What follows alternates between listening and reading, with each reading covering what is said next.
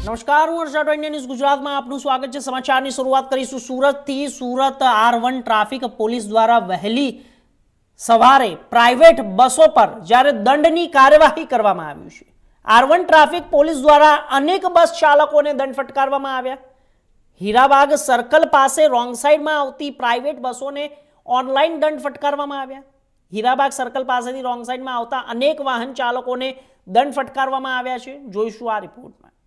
ભારે વાહનનું જાહેરનામું શરૂ થાય એની પહેલાના સમયમાં વહેલી સવારમાં સરથાણા તરફથી આવતી લક્ઝરી બસો, ભારે વાહનો અને ટ્રક તેમજ ડમ્પરો જે કતારગામ સાઈડ જવાનું હોય છે એ લોકો આગળ જઈને એક યુટર્ન લઈને પછી કતારગામ જવાનું છે, જે એ લોકોને ત્યાંથી ફક્ત 50 મીટર આગળ નહીં જઈ અને એ લોકો રોંગ સાઈડમાં કતારગામ બાજુ જતા રહે છે હીરાબાગ સર્કલથી, જેના કારણે ખૂબ શક્યતા થાય છે કે ભાઈ એક્સિડન્ટ થઈ જાય। સવારના પોરમાં બાળકો સ્કૂલે જતા હોય છે, તેમજ ઘણા બધા લોકો દૂધ લેવા જતા હોય છે અને એવા બધા સમયમાં બધા ઉતાવળમાં હોય ત્યારે એક્સિડન્ટ થવાની શક્યતા છે, જેને લઈને આ બાબત અમારે ધ્યાને આવતા આજે સવારથી જ ત્યાં પોઈન્ટ મૂકી દેવામાં આવેલો છે અને ત્યાં સવારે 5 વાગ્યાથી લઈને 7:30 વાગ્યા સુધી અમે લોકોએ 48 કેસો કર્યા છે, જેમાં ભારે વાહન, લક્ઝરી, ડમ્પર એ બધા જ જે રોંગ સાઈડ જતા તે બધાને સ્થળ પર દંડ કરવામાં આવેલો છે અને ભવિષ્યમાં બી આજ અમારી ઝુંબેશ ચાલુ રહેશે।